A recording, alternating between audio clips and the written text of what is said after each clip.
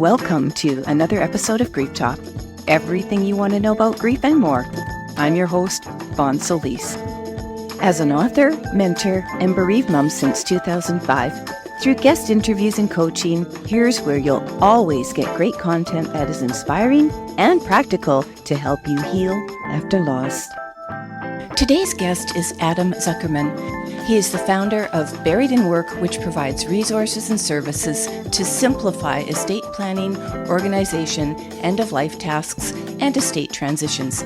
With a deeply personal motivation stemming from his experience managing his father's estate, Adam is dedicated to simplifying these complex processes for individuals and families nationwide. As an Eisenhower Fellow, attorney, and MBA, Adam brings a wealth of expertise to his role, combining legal knowledge with entrepreneurial vision to drive innovation in the field of estate planning. He seeks to revolutionize the way people approach end-of-life preparations, ensuring that everyone has access to the resources they need to secure their legacy and protect their loved ones. So welcome to the show, Adam. I have been looking so forward to this interview with you. So welcome. We're going to get into a bunch of stuff in audience. I'm going to tell you what that is in just a minute, but Adam, pop in and say hello. It is great to be here. I've been looking forward to it as well, and we've got a lot to talk about. We sure do. So in the intro, I'm not going to repeat the intro because you have a huge, like a large background in stuff, probably the wrong word to say, but an impressive background is what I really want to say. But we've connected, and the reason it's just so important, Adam, is because you're here to talk about how you want to revolutionize estate planning, wealth transference. I'm particularly interested in it for as it relates to the Grief Talk podcast. Obviously, emergency preparedness. How many people get caught in an emergency from any age, a baby to an aging parent, and something happens and they're not prepared. They don't even know what to do. They don't have a will. They don't, maybe consider what wealth is. They don't understand estates. There's just a whole bunch we're going to uncover today about what all that is, what it means for every category of person. So one of the things, audience, that's very important for me to learn about today from Adam, you as the pro, is how people can think about wealth, especially when they think they have nothing to pass down. That is just a huge one for me, especially in today's economy, today's just the way we live, and people are barely scraping to get by, and paying a lawyer, paying a notary, to do a will. I mean, I know you can do one on your own and have it, notarized and witnessed and all that, even from another person, but it's a lot. And I don't even think people understand what wills really are. So let's just dive in. And I want you to, if you can, and want to share, I know that you are passionate about this because of managing your dad's estate. He died from leukemia, and I believe it was over a 10 or 11 year period, right? But if you just want to jump in and tell us why you're so passionate about this, and what was it about managing your dad's estate that, sort of has driven this? It's a great question. So you're right. He did pass away from leukemia. It was about a 6.5, 7-year battle. So a little bit shorter than 11 or 12, but that's okay. Okay. Thanks. It was interesting. So he was at my house one day and we were doing some woodworking in the basement. And when he walked up the stairs, he said, "I'm tired." And for normal people like you or myself, when we say we're tired, it means we want to go and take a nap. For him, it means I have to go back to the doctor's office. At the time, 6.5 years prior to that, I actually donated bone marrow to him, and we got him some extra time. I had the surgery and everything, and it turned out to be great in the sense that he was able to get borrowed time. This happened with his diagnosis a decade ago, 2 decades ago. He wouldn't have had any extra time at all. So we got to meet my sister's kids and build a relationship with them. They were younger. My mom had more opportunities to spend time with him, and selfishly, I got to spend a lot more time with him also. Mm-hmm. So he said he was tired. He went back to the doctor. They checked him into the hospital after a test or two on a Thursday, and 12 days later, he passed. So far too quickly. Things can just accelerate unbelievably. It was perfect conversation to up to the day before he passed away, maybe 2 days before he passed away. It was still complete cognitive abilities. On one hand, we got to say goodbye, which was great. Yeah. And on the other hand, because things happened so quickly, it meant that the things that he had put off and that we had put off as a family, because you never really want to accept that eventuality of what might happen, really came center stage. I was executor on his will. I'm an attorney. I have an MBA. My mom is still around, and I wanted to make things as easier on my mom as possible and the family as well. And I started taking very copious notes about everything that I was doing. And when I met with my mother's financial planner to show her what I was doing regarding the estate transition, regarding the account transition, regarding the marshaling of the assets, at the end of the conversation, I was a bit surprised when I learned that it was the most comprehensive estate transition that the financial planner had ever seen. Really? Yeah. So effectively it went, Adam, this is fantastic. You need to get this to other people. Me in the back of my head, being the somewhat skeptic at times, was going, oh, you really just don't want me to move my mom's money to somebody else. It's a very nice compliment. Thank you very much. But I started showing other people what I was working on, and overwhelmingly the response from my friends my age, sandwich generation, to people that are 65 plus went, Adam, I need this information. Please wipe your mom's information from it. Type up your notes. We know you know tech. Put it online so we can get it without having to bother you. And I did that. So I took a stab at it. I thought it would be a side project, but we created a website called Buried in Work. You can go to it now, buriedinwork.com. And within a few days, we had over 10,000 visits to the website. Oh, wow. That's impressive. So obviously a need that you're filling, a huge need that you're filling. Absolutely. And as it has evolved since the site went live, we're rapidly becoming that go-to resource hub for estate organization and planning, for end-of-life tasks, and estate transition and probate. And we're approaching things somewhat uniquely in the sense that we actually don't want to help you create your will. We don't want to create your trust for you. We want to give resources if you're a do-it-yourselfer that you can do it yourself or get educated on what you need if you have a basic estate.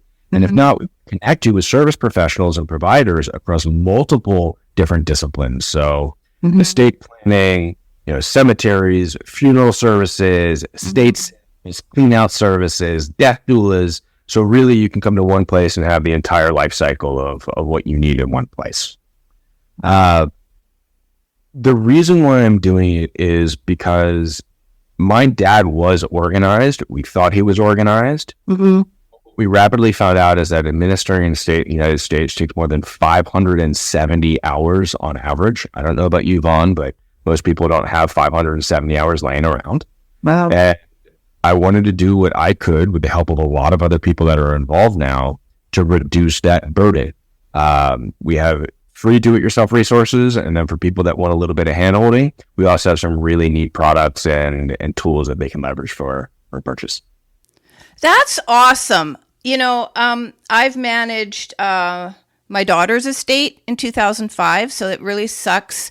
I understand parents out there who have lost a child. It sucks. She, of course, didn't have a will at 22. We're going to talk about that shortly. Young people, getting them interested in what they have as estates. I have a nearly 32-year-old son, so bottom of the millennial group, does not have a will. Hun, get a will. Does have assets. Does have an estate. But they're invincible. We're going to be talking about that because I want us today, Adam, to get young people watching this and get excited and how they can think about everything you just talked about. So I really want to keep on that. I am in Canada. So one of the things I just want to pop up, for the audience here up front is that your resources are nationwide for Americans, people in the States, correct? So as we talk, some of what I want to think about for people who are coming from other countries, this podcast reaches a number of countries, how they can think about it as well. Because I think that you might be very advanced in what you're doing, and I'm not sure this kind of stuff is available in other countries. It's a great point, and I'll preface with this. The vast majority of the information that we have on our website was specifically tailored for the United States. However, it is universally applicable no matter where you are. Keeping a record of what bank accounts you have, keeping a record should be notified your key contacts, organizational systems of gathering information about family members, your citizenship, your career and education history, your phone's digital legacy. That's universal. Yes. What isn't necessarily applicable are the state-specific jurisdiction requirements on what makes a will legally binding in Louisiana. That's something you do need to speak to somebody local at your, near where you are in the country and state. Yeah. Well, just research it. So in Canada, I just want to let people know I did just research. Provinces and territories are responsible for what you just said, for the administering of wills and making sure they're binding. So that is not a federal, it is a provincial thing. Okay, so universally, anybody watching this or listening to this podcast episode could go to your website, gather basic information, at least about getting started, getting their assets and their information together. Let's talk about that, Adam.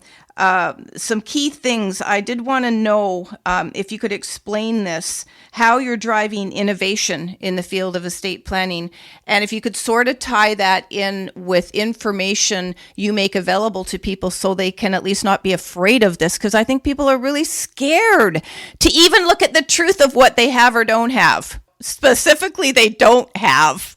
Yeah, okay. I'm going to start with a few statistics and I'll frame back to the question specifically. Okay. First statistic is 100% of people listening to this podcast has an estate. And you might not realize it, but you do.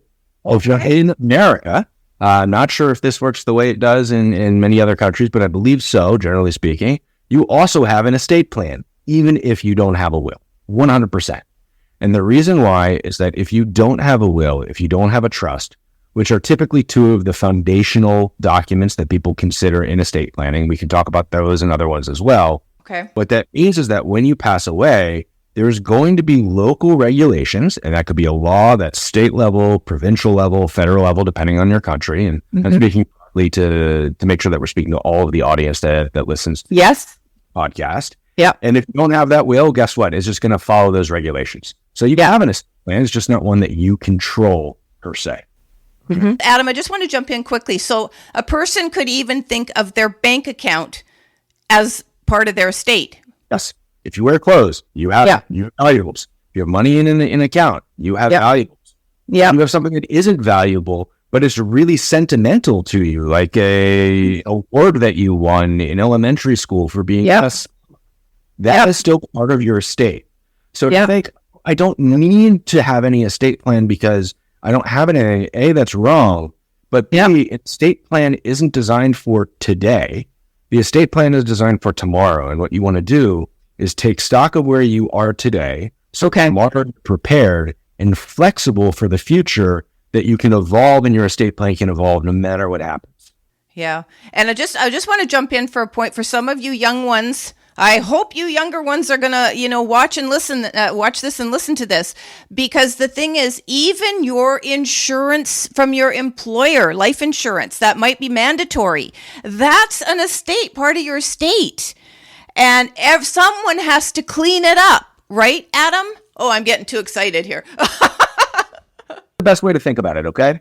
If you are going to go on a vacation and you get to your island and you are stuck there, you're marooned on this beautiful island, you have all the food that you need, you're going to have a relaxing 3 to 5 months, but nobody knows where you are, nobody knows what happened to you, you can't contact anybody.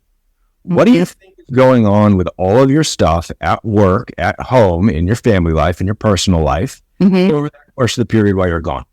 That is what your estate plan needs to be able to pick up. A will gives general advice and instructions that are legally binding on what has to happen, what you want to have happen to your material possessions. But everything else also has to be considered in that estate plan. If you have children, who's the guardian for them? If you have pets, who's going to look after them? If you have assets, what happens to them? Who pays your bills? Who needs to be contacted? There's so many things that go into an estate plan. It really needs to go to the thought process of, if I disappeared tomorrow, death, disappearing forever.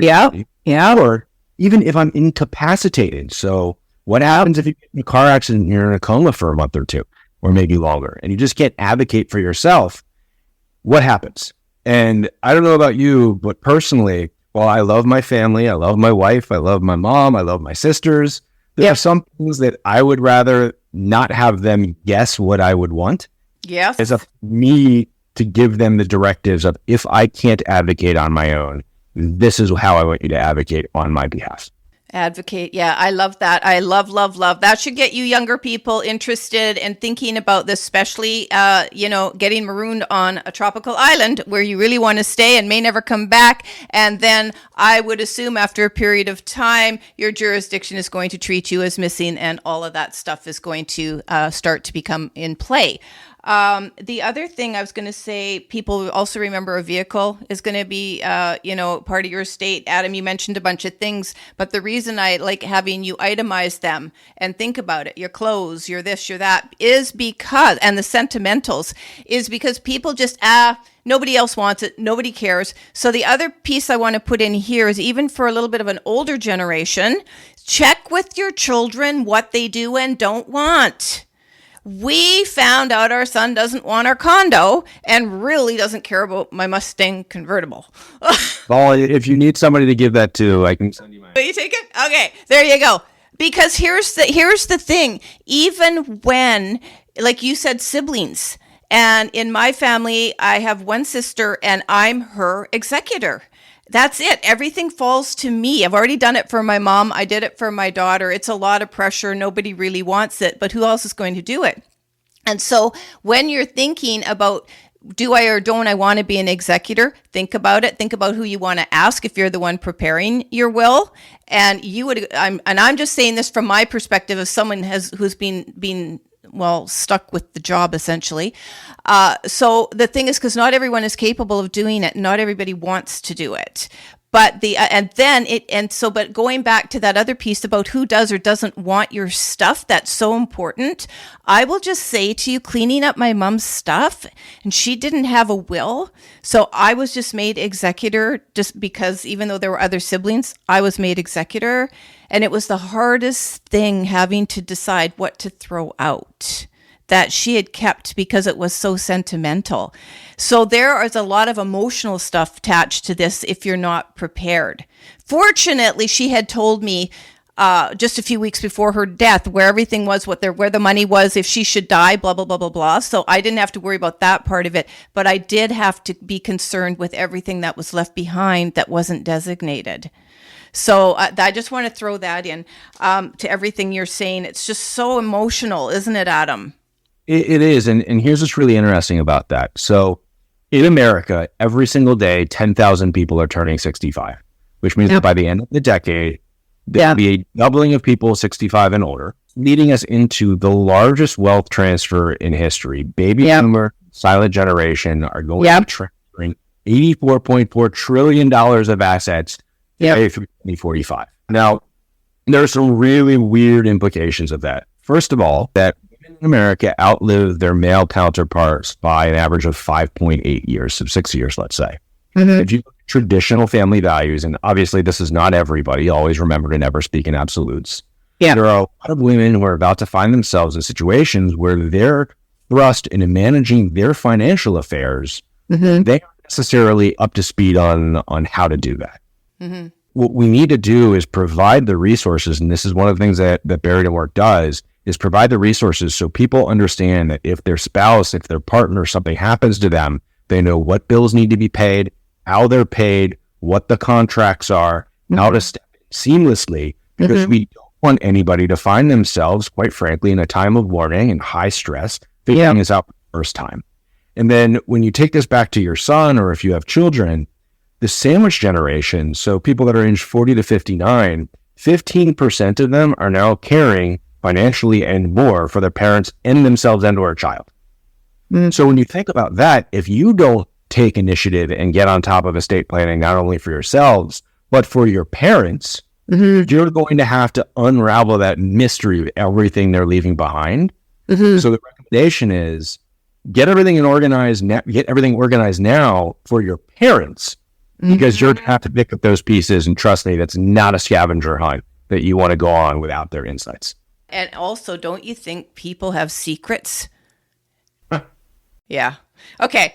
I didn't really come across that, but I'm just saying that because what you just said, I'm going to jump on this. I just did some stats yesterday because I wanted to not only sound smart, but no, I wanted to see what they were, the difference between states and Canada. So I found out that 48% of Canadians have a will in general. 74% of those are 55 plus and older. The stats, they're very similar for the states. 36% of 30 to 49-year-olds have a will. So that's only 36%. But if you talk about it, and 69 don't. I think I have my numbers right there, the reverse. That's a lot. In Canada, we're roughly the same. 20% of under 30s have a will. So, 1 in 5. The other 4 don't. So 80 out of 100 do not have planned for their assets. So that's huge numbers when you start talking millions of people. So it's very close to the States from what I gathered, and you can maybe confirm that. But the thing I wanted to mention about the boomers, and I'm going to bring it in here. So we have also the same, maybe not 10,000 a year turning 65, but the numbers are high, where it impacts the government because so many people, if only 40% of Canadians, and I don't know what it is in the States, in general, that 53% have a will, I think I read in the States. So around 50% or just under or just over have a will, but most of those are the older people. But a lot of those turning 65 in the next 5-6 years, right? They haven't planned for their estate. They may not have a will. They haven't even planned. They haven't even done an inventory of what they have. And a lot of them are just spending their money. So if you're not being conscious about it, right? The money goes somewhere. But anyway, and I'm just going to say this, and I don't think we don't have time to talk about it, but I am just going to say I think there's implications for stresses on governments in how they're actually going to be able to ensure pensions, like federal pensions, and basically security for the boomers who are retired, the retirees. And so where I live, and I live on Vancouver Island, we see a lot of seniors working. A lot. And I'm not talking working at their jobs that they loved and can't quit. I'm talking about working at, stores. And it's sad. And anyway, so there is that implication not only on the individual, but also as the state itself, if you will, having to care for people who, in my view, I don't want to say we're careless. I think we're ignorant about estate planning. But I'm not being judgy. Because none of us are taught this. We're not taught financial literacy, of which wills and estate planning and wealth transference should be taught in high school, as far as I'm concerned. That is definitely a topic for another podcast. Yeah, I know. But yeah, you're 100% correct that the shifting demographics around the world in many countries is becoming somewhat problematic because there is going to be a top-heavy societal drain on pension plans. And there's countries where there's negative birth rates right now. And the entire premise is you pay in for other people, and that's complicated. But you're correct that there are considerations there. Back to your statement about the statistics of how many people in America have a will and a trust. Yeah. 2/3 of Americans don't have a will or a trust. 2/3. 2/3 is a recent study, which is unfortunately crazy. Because again, it goes back to that concept that the state, the government, is going to determine how things happen on your behalf, right? So the question then becomes, how do you start these conversations? Because it is a very challenging and scary topic for a lot of people. Yeah. And when we first started chatting, you asked, what are some of the more innovative things that we're doing? Is making this topic accessible to as many people as possible. Yeah. So if you come to our website, there's a page you can visit. This is how to start the conversation with your parents. And within that, there is a very quick quiz that you can take, 2.5 minutes. It goes 2 branching trees. One is for your estate. One is for somebody else's estate, your parents. Oh, okay. And at the end of it, it'll give you a score, 0 to 10. And then based on that score, it says you're very organized, you're not organized. It gives you suggestions that say, here's how you start the conversation with your parents. Cut and paste this message. Mom, Dad, I took this quiz online. I saw the result. I'd like to talk to you about something. So that's one way you can do it. That starts the conversation. Mm-hmm. If you really want to be organized, we have what's been described as the most comprehensive estate preparation organization package you can possibly buy. Mm-hmm. It is a document that has 12 sections, 61 subsections, 50 forms, logs, worksheets, a whole host of other things that helps you organize all the information that is most important to your life. So this is your financial information, your background information, your tax returns, insurance, your health and medical information. So if something were to happen to you, you can go to the binder that can stay in your house. It's blue. You can take the orange binder that has all your medical information, your end-of-life wishes, the summaries of your advanced directives, if not some of your advanced directives themselves, to the hospital with you. And there's a binder that is actually fire-resistant, water-resistant that you can store your documents in. So that's something that if you get hit by a bus, this is literally everything that your family needs to be able to step in and manage your estate. And then there's a lot of things that are in between it. So we just revamped our what to do after someone dies checklist. It gives you all the steps of what you need to do in order. It's for free on the website. Okay. We announced 2 card games. One is called One More Story, which is really neat. It's 126 prompts that help you ask questions to save those memories that someone's going to lose when they pass. So tell me one more story about when you were a kid. Tell me one more story about grandpa. Tell me one more story about your favorite experience doing this. Tell me one more story about the legacy you want to leave. Then we have a game called Nothing Left Unsaid. Again, a card game. You can travel with these very easily. Mm-hmm. And it's similar to the estate preparation package. And then it asks if you have a will, if you have a trust, where your documents are. But it's designed for people that don't have enough time to actually go and complete the estate preparation package themselves. So we wanted to make sure that people had as much information as they could for end of life and funeral planning. So we developed guides that are very comprehensive for Christians, for Jewish people, for Hindus, for Muslims, not just us, the experts weigh in, for LGBTQ+, for secular. And then we took those guides for the sandwich generation that really likes tech like me, and we informed ChatGPTs with the guides so you can have a conversation with the guide itself asking questions. Ooh, that's fun. Yeah. We're doing some really neat stuff to make it as accessible to everybody. And we're starting to build out that ecosystem where it links. So if you look at the what to do steps after somebody passes away, and it says, oh, you may want to talk to an attorney here, that's going to link you to the directory where we have attorneys that are in North America near you. It's that cross mesh of a really cool experience that we hope helps a lot of people out. Yeah, and sometimes it can just be the best money you ever spend just getting it together. I just wanted to jump in on a couple of points. So you've mentioned how you can get young people involved with all of that stuff, but still, how do you get them to the site, Adam? Okay. You need to talk to them about it. You need to say, hey, I found a really punny site. It's called Buried in Work. This isn't for me. This is for you, or this is for you to help me. And just figure it out. I mean, everybody's unique, just like everybody else. And the question is, how do you get people to learn about it? And that's exposure. You need to start talking about this conversation. You need to make it personal for them. You are going to be impacted if you do not do this. Your friends, your loved ones, your family is going to be impacted. Yeah. And that's the feedbacks that we've gotten from a lot of people. We've had individuals buy our products, like the estate preparation package, for themselves and for their parents. Mm-hmm. We've had parents buy it for themselves and then also buy it for their kids. Mm-hmm. We have companies that are offering it as employee benefits. We have conversations right now with tax prep service providers that are buying them for their clients. We have companies that are purchasing the games as gifts and thank yous. There's so many different angles that you can come at from this.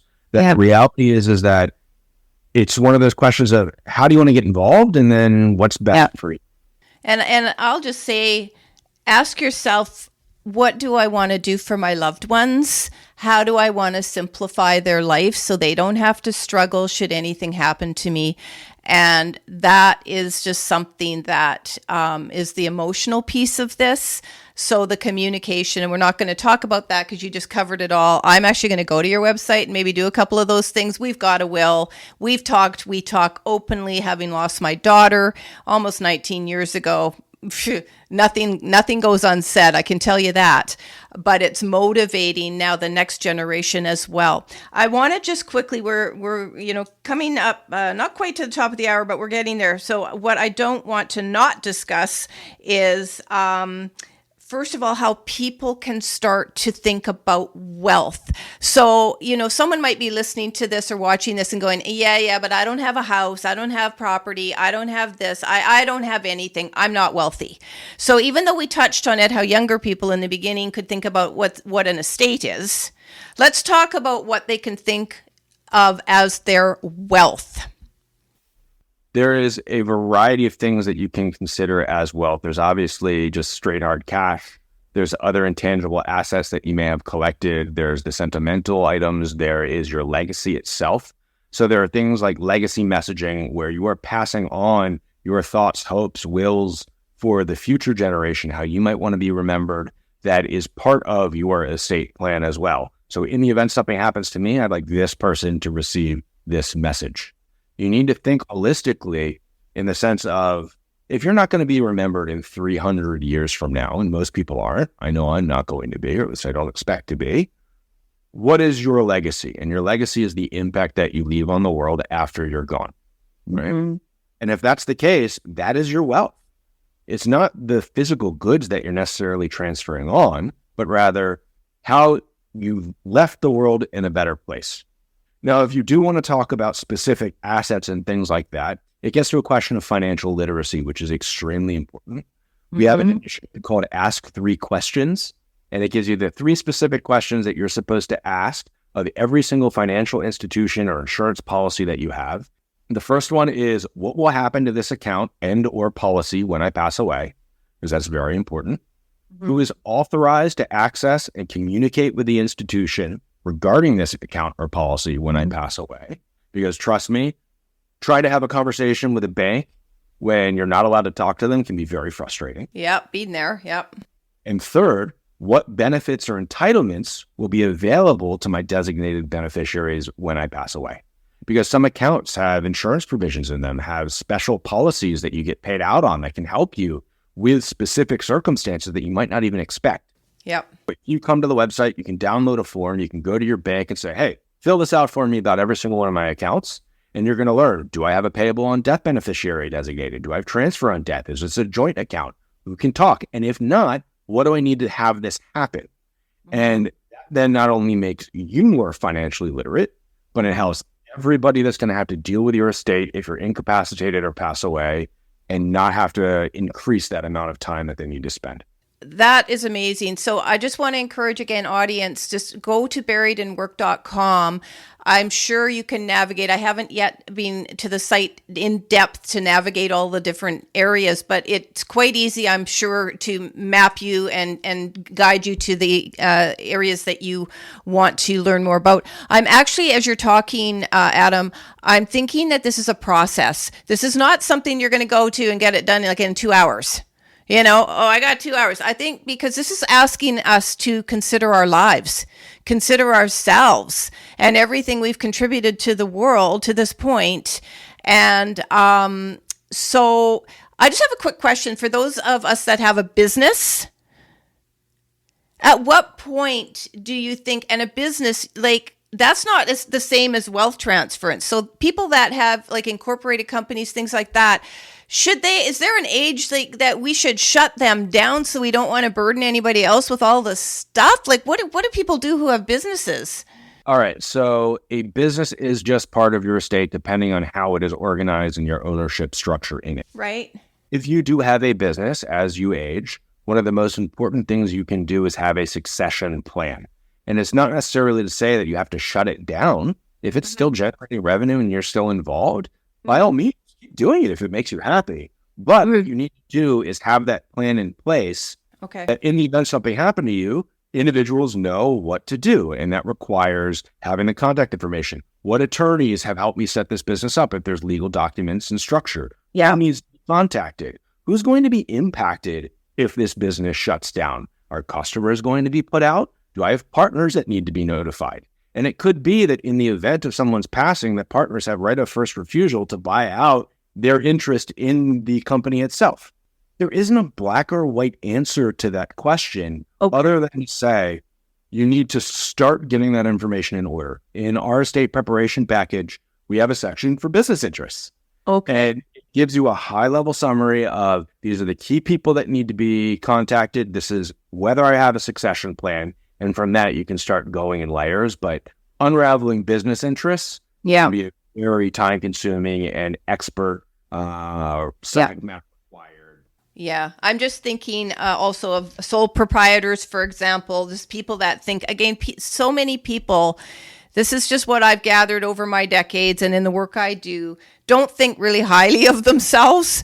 And there's a lot that don't. There are some absolutely that do. But the more we understand that we all are worth something and have something, and you've just really clarified what an estate is, especially your legacy, everything matters with who you are and what you've contributed and are contributing to this world in your own way. And you are leaving something behind, even when you think you aren't. So do it for your loved ones, please. I literally think everybody should go visit Buried and work and get from it what they can, like go to the site and learn, and then go and research in your country what's available. It's pretty easy to do. Most stuff is online. Like in Canada, we have a supplemental death benefit. I'll bet you a lot of people don't even know about. Yep. We had the former Deputy Chief Technology Officer, I think that's his exact title, at NASA. Review some the estate preparation package. And the quote that he gave after learning about it is literally on the side of the box. And it says, leave your heirs the gift of organization. Wow. The reality is you might not settle somebody's estate, but someone is going to settle yours. Yeah. Oh, and I just think it's such a burden. If you've never had to do estate cleanup, I'll just call it. It's awful. I don't care who it's for. It's awful having to wade through and what did they have and whatever. So I'm telling you, the greatest gift we can give each other is the communication and be honest, and don't get hurt, people, if someone doesn't want your stuff. Okay? As Adam says, he'll take my Mustang.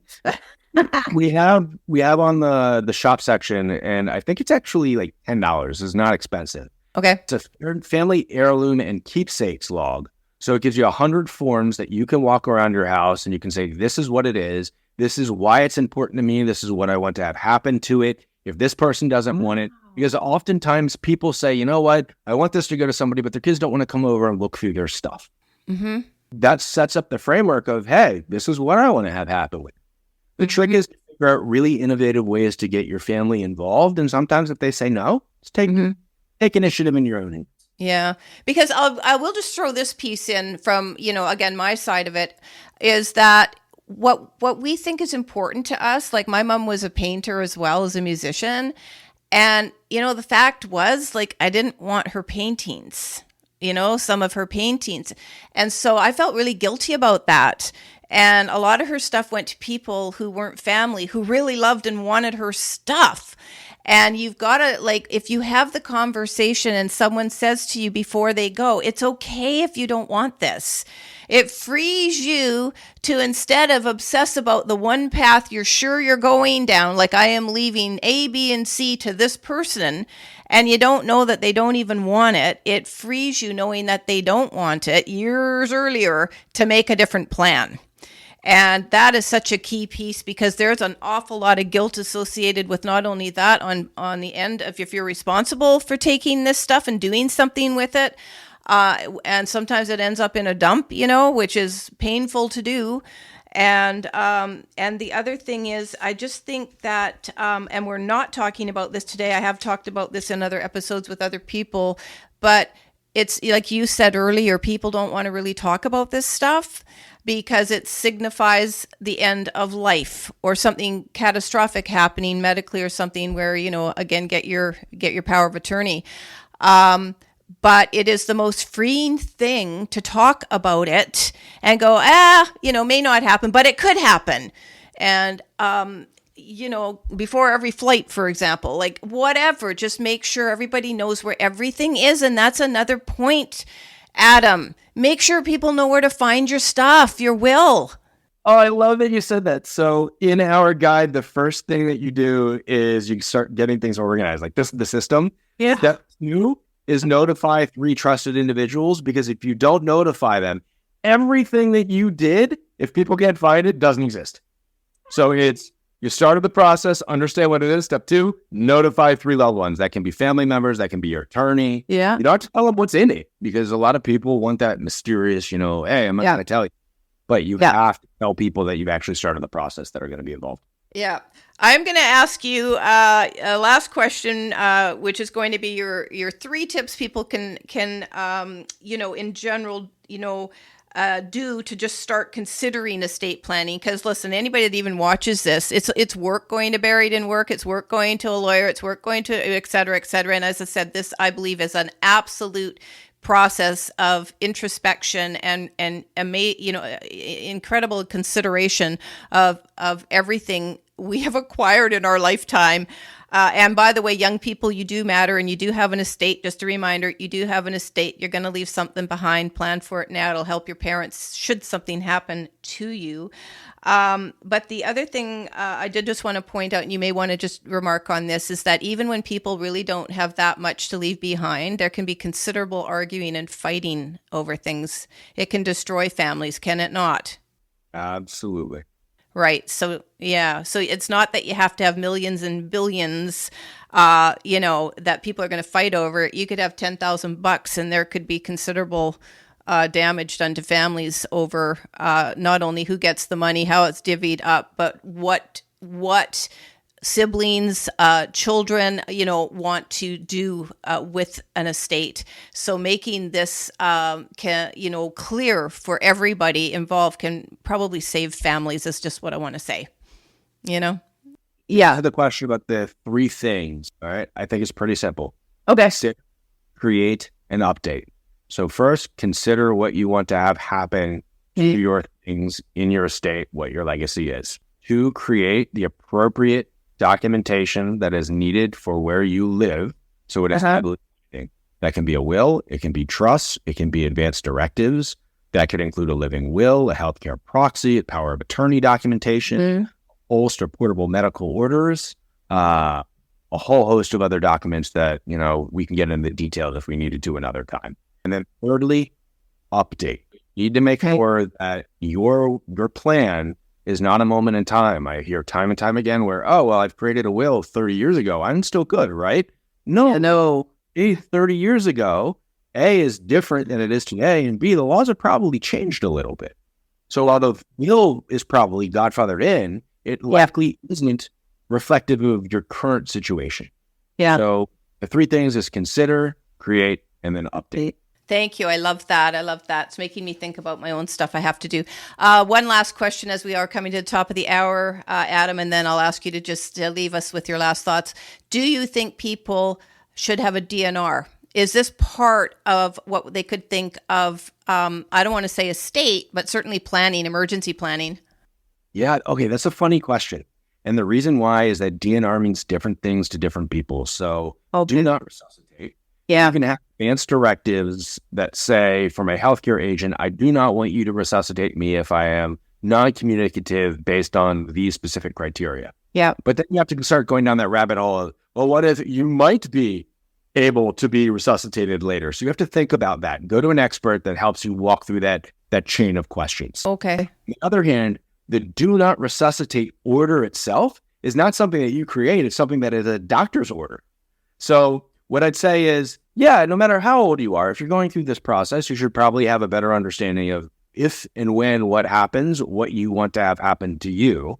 But if you're getting into those very nitty-gritty questions, you need to work with somebody to help you understand it, because I can promise you that there are a lot of eventualities and possibilities that, because you haven't gone through this before, we'll draw a parallel that is a very poignant example of this. Okay. I had a call recently with somebody, and he was an individual that lives in Virginia, New Washington, D.C. He was married. He got divorced. He has 2 kids. He updated his will because he got divorced. So now his 2 children, if something were to happen to him, would both inherit 50% of his assets. Very easy. And he said, okay, I'm good to go. And I asked him if he changed any of his payable on death beneficiaries on his bank account. And he said, no, I updated my will. But what he didn't realize was that the law is that payable on death beneficiaries get processed as a matter of contract before the will does. So his ex-wife would receive all of his liquid cash assets and his kids would get nothing. So it's really important. It doesn't seem like something that you would have to think about, but he didn't think about it because he didn't know to think about it. There are some of these things where it is worth spending the $150 or $500 to get the advice of somebody who specializes in this. Yeah. Because they're going to know things that you don't. That's why you're going to them for help. And for us, it's really neat. And this could be the last thing that I say if you want.